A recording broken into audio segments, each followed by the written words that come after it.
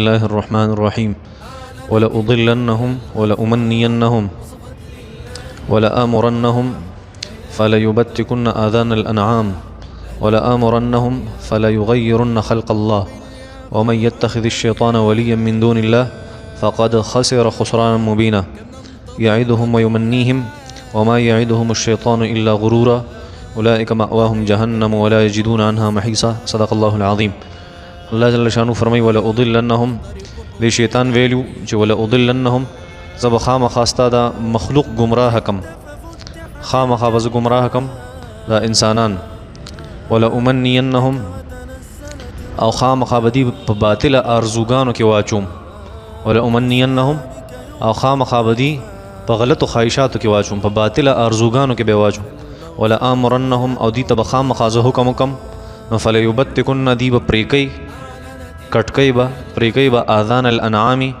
د سارو غوګونه آذان الانعام د سارو غوګونه آذان د اذن څه ته وایي غوږ ته وایي آذان اذن غوګونو ته آذان فلیبتکن خامخا دی به پریکۍ آذان الانعام د سارو غوګونه ولا امرنهم اخامخا بدی ته زه حکم کوم فلیغیرن ندیبا بدلی خلق الله د الله مخلوق ومن يتخذ الشيطان چاچی اونیو شیطان ولیا دوست ومن اغسوک يتخذ الشيطان ولیا شیطان خپل دوست جوړ کو من دون الله ما سوا د الله نه فقد خسر پس دې تاوانی شو خسرانا تاوان مبینا خکارا فقد خسر بس دې زیانکار شو خسرانا مبینا زیانکاری خکارا یعیدهم دا شیطان دی سره وعده کوي ويمنيهم او دی په خواهشاتو کې اچي په غلطو ارزوګانو کې اچي وما یعیدهم او دی سره وعده نه کوي الشیطان شیطان الا مگر غرورا دوکا اولئک دا خلق مأواهم دی اخیری زه جهنم ده ولا یجدون او دی به انمومی عنها دی جهنم نه محیسا خلاصه الله جل شانو فرمایي شیطان قسم خورل او داوی کړو چیلنج ور کړو چې زه به دا خلق گمراه کوم او زه به دی ته پزله کې غلط خواهشات شوم دی به د سارو غوګونه پرې کوي او دوی ته به زه حکم کوم دی به د الله جل شانو خلقت بدلی الله مخلوق په بدلی الله جل شانو فرمایي د الله نه ما سوا که شیطان سره چا دوستانه وکړه یعنی الله یې پرېښود او شیطان سره دوستانه وکړه نو دې تاواني شو او داسې تاوان چې ښکاره تاوان دی الله جل شانو فرمایي دا شیطان تاسو ته په زړه کې غلط خواهشات درچي او دا تاسو سره غلطي وعدې کوي او وعده دې نه کوي دا شیطان مگر دا خو صرف دوکې الله فرمایي څوک چې په دې دوکه باندې دوکه شو شیطان په وعدو باندې دوکه شو نو دې به جهنم ته ځي اخیری ټکانه به هغه جهنمي او دین او بیا خلاصې دی نشي لومبه خبر الله جل شانو فرمایي چې شیطان قسم خورلو چې ولا اضلنهم دا دویمه خبره وا لومبه خبر خدا و چې لا اتخذن من عبادك نصيبا مفروضا زبدا انسان د سکما چې دی به ستا سره ما شریک کوي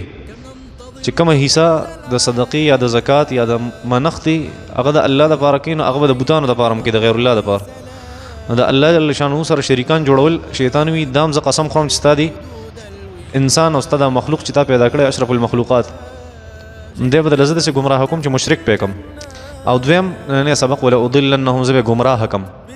خپل لار به هي رقم مطلب دا مختلف قسم وسوسه به ورواچو ولا امنينهم او د پزله کې به د قسم خواهشات ورواچو دا ولا اضلنهم چې دا وز گمراه کم د تعلق د دین سره دی دین اسلام نه به واړو نه مطلب دی دین خبره به وتا غلط اخکار کم دینداری به وتا سپک کم او په دین کې به وتا نقصان اخکار کم ولا اضلنهم دا مطلب دی وز گمراه کم د تعلق د دین سره دی او ولا امنينهم د دې پړه کې وز خواهشات غلط واچوم د تعلق د دنیا سره دی په دنیا کې به د پسله کې غلط سيزونه واچوم مطلب څه مفسرین حضرات فرمای مفسرین حضرات چې غلط خواهشات هغه دوه قسم دي دا غینه بس انسان هر غلط کار کول ته تیاری او هر نیک کار پرې خودو ته هم تیاری اس باک نه غني چې یو نیک کار هغه پری او اس شرم نه محسوس چې یو غلط کار وکي دوه عملونه داسي دي لومبه هغه حرص ته یا خواهش ته حرص ته یا خواهش ته او دویم دا اوږده امیدونه دي اوږده امیدونه چې دا بکوم دا ټول انسانیت د طبعه خلاصه ده څو سيزونه دوا اوږده امیدونه او ډومبه پوهیږئ په دې باندې حرص یا غلط شهوت پوهیږئ په دې دا چې کله انسان په خپل ځان کې حضرت علی رضی الله تعالی عنہ فرمایل کنه تاسو به جمعه خطبه زما اوریدلی ځکه اکثر هغه کې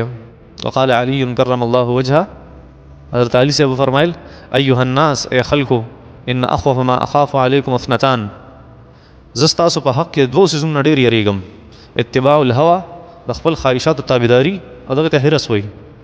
وطول الامل او اوږدوږ د امیدونه فاما اتباع الهوى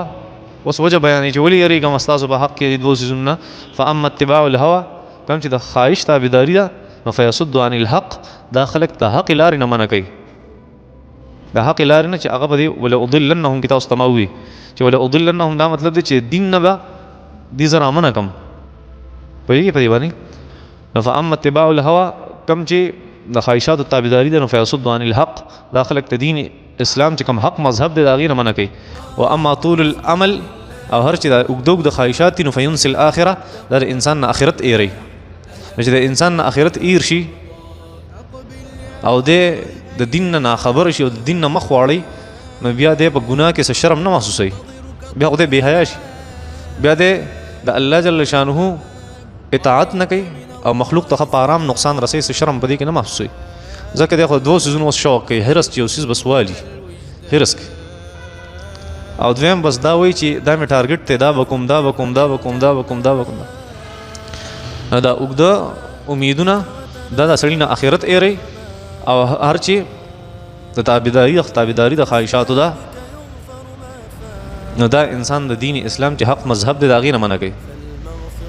او بیا حضرت علی رضی الله تعالی عنہ فرمایل الا وان الدنيا قد ولت حذاء فلم يبق منها الا صبابه كصبابه الاناء اصطبها صابها دا نور عربي اسانه دا زه پکې لګران دی یو ورځ ما دا خطبه کې لومبي ځل چې ما دا وی یو مولوي صاحب محترم ناسو په مجلس کې جمعې د مانځنه پسې ماته وې د خارښ ته دا خطبه کوم ځای کې زده کړې مې پته نه لګی نو مسلمانانو ګرانه خطبه په یو ټکی پوه نه شوم نو مې په ټوله خطبه پوه شوم خو ته چې پکې دا وی چې وای الا وان الدنيا قد ولت حذاء فلم يبق منها الا صبابه كصبابه الاناء اصطبها صابها وې څه مطلب دی حضرت علی رضی الله تعالی عنہ فرمایي چې الا خبردار وان الدنيا قد ولت حذاء دنیا ختمه ده فلم يبق منها الا صبابه دا خو لکشن خیره پاتې شوی هغه خیره الذي اصطبها صابها یو سړی چې پیس کیو په یخ خیره پاتې شي او دا خیره پریدي دومره دنیا پاتې شوی ده بس او ان الاخره قد اقبلت اخرت مخ ته روان ده ولكل منهما بنون دا دنیا هم بچشته او د اخرت هم بچشته فكونوا من ابناء الاخره تاسو د اخرت بچی جوړ شئ ولا تكونوا ابناء الدنيا او دنیا بچی ما جوړیږي ځکه فان كل ولد سيلحق بامه يوم القيامه د قیامت پر ورځ به هر بچی د خپل مور سره نو دنیا ځان له مور کړي بیا په دنیا پسې ګرځي او اخرت ځان له مور کړي نو بیا د هغې غېږې ته لاړ شي ښه په ارام